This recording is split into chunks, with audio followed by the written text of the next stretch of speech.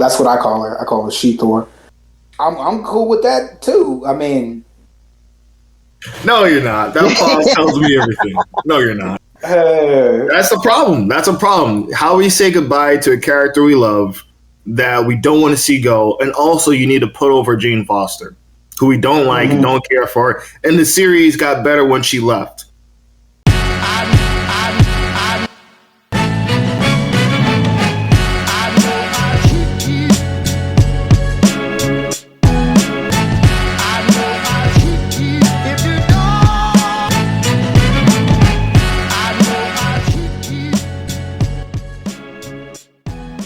What do y'all think we're gonna get from Thor? Love and Thunder? Yeah. Upset fans. Yes. Damn. No, but her fans. What else? No Vaseline. What else?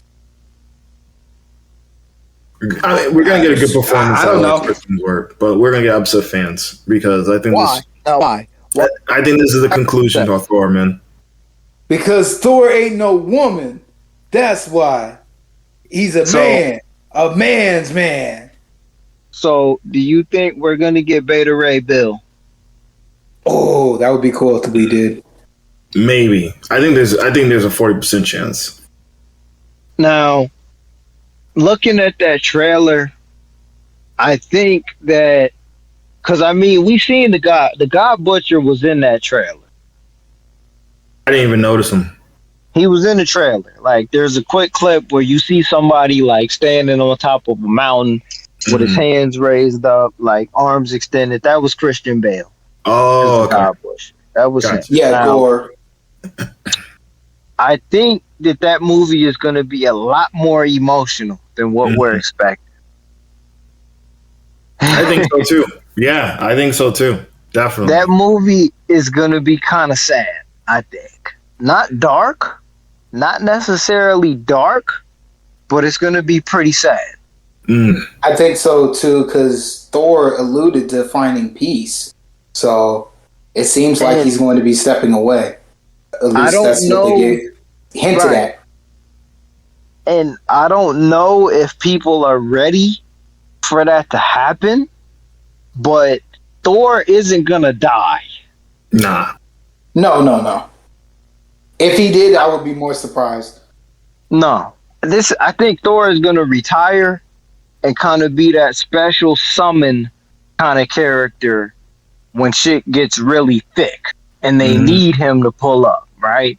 Right. But I think this is the retirement of that character. Are we ready for that to happen 11 years later? Nope. Even though it doesn't feel like it's been 11 years. Are we ready for that? Nah. I'm cool with it, but I know everybody else ain't. Ooh. Okay, Donovan, you said no. Yeah, I mean, personally, I think the story, he's had a great story arc since Ragnarok. He basically became a real character in Ragnarok, and we just got the hang of him in that film. So there's that. It feels like, he's been around for 11 years, but we only started caring for him for the last 4 to 6 for the most part. I would agree too. Hence, we got the 4th movie because I feel like they owed it, like they felt like they owed it to him because we now just got Thor and Thor 3. So I think it's deservingly so, but I don't think, especially since RDJ is gone and Chris Evans is gone, he is one of those last OGs. Black Widow is out. Hawkeye is still around. I mean, Bruce Banner, She-Hulk's coming out now. Yeah. Nobody cares. Nobody cares about the Hulk right now. Universal Studios is just glad that they got their cut, bro. Yeah. I think they sold the rights back to them. They better not have did that. No, I don't think so. They better not. I think they got it, man. I'll have to go check later. But I think I heard something a while back. They sold the rights back for something. But it's almost like Thor is like the player coach at this point, right? Like, he's the last. To borrow a sports reference here, as much as I don't like the Celtics, it's like when Bill Russell was the coach of the Celtics, but was still the starting center of the Celtics. Right. Exactly, man. Exactly. We don't want to. he's the last of his prime, that prime years of the Avengers, and so people are not going to be ready for him to leave. He's a prime time player, last of the era, right? He's he's a Hall of Famer, and we're not ready to see him hanging up the jersey yet. We still want to see him go in Avengers, right? It's gonna be emotional, like you said. I don't think people are expecting to be like a funny, whimsical adventure, but we're gonna oh shit, Thor's done. Like that's it. And are we really ready for that? And I think, and it does okay. And part of it is, I think it does them a favor by putting the Guardians of the Galaxy in that movie. It does. Because the Guardians of the Galaxy, regardless of how people feel about those movies, to me, those are the two movies that have elicited the most emotional responses as far as anything that's been released in the MCU. And Black Panther is probably a close third behind Volume 1 and Volume 2. Agreed. So, if this is where we say goodbye to Chris Hemsworth as Thor, how do we process that? And how do we assess this movie and what it is that they're trying to do? You know what I mean? Mm-hmm. Because, again, okay, now D. Smith, you said no. Your answer to that question was no. Like, do you care to elaborate on that a little bit? We're getting ready to move in different steps for the MCU, so I'm fine with letting him go. I could see him doing more, but like I said, I'm fine with him letting him go. And if we got Beta Ray Bill, I'd like to know more about him. I'd like to see adventures with him. But we ultimately are just going to get She-Thor. That's what I call her. I call her She-Thor. And and I'm cool with that too. I mean, it's fine to me. No, you're not. No, you're not. That pause tells me everything. No, you're not. Hashtag don't sell it, all right?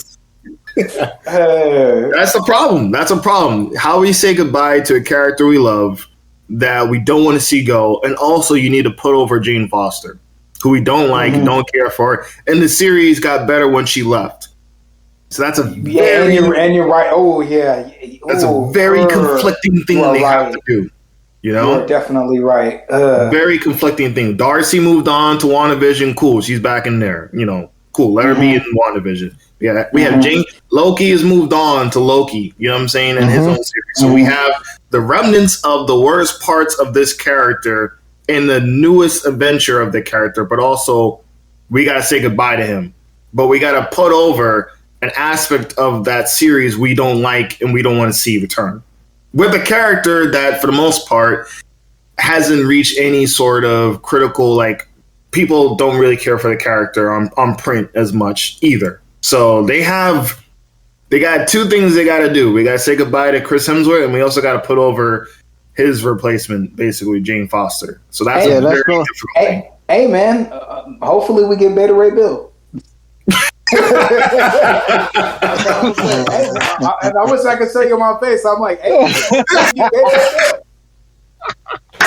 nah, listen, the payoff to that movie, payoff to that in the post-credit scene is Adam Warlock. We're going to see Adam Warlock post-credits. And that's going to kind of soften the blow a little bit of seeing Thor kind of walk away a little bit. But it's not going to do it. It's not going to, and I mean, we already know that because at the end, in the Guardians 2, they kind of revealed that Adam Warlock was on his way there. But, like, I'm going to D. Smith, it ain't gonna be enough. It ain't gonna be enough. They're not gonna want that. I agree. I agree. Hey, just because you don't like the train doesn't mean the train ain't gonna get here.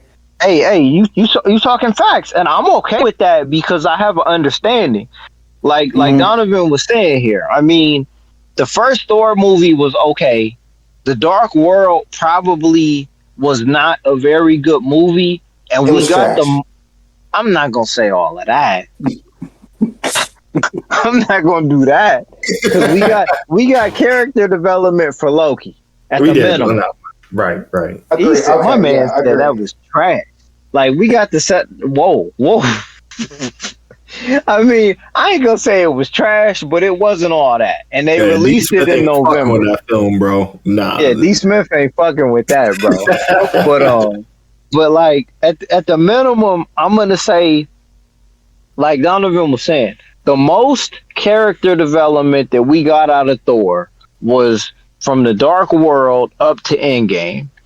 And seeing him with the Guardians of the Galaxy helps it a little more because it explores more of the comedic elements there. But Love and Thunder is being set up as the epic conclusion for that character to hang up his jersey in the stands and kind of take the role of Jerry West.